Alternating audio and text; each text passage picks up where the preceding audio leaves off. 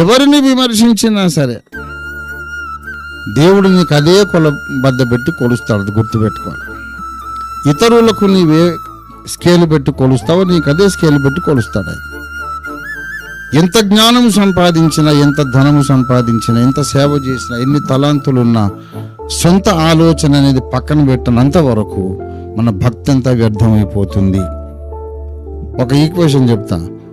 దుష్టుల ఆలోచన చొప్పున నడుచుకొనని వాడు చేరుదంతా సఫలం అగును. రివర్స్ చెప్పండి. దుష్టుని ఆలోచన చొప్పున నడిచేవాడు చేయనిదంతా విఫలమగును.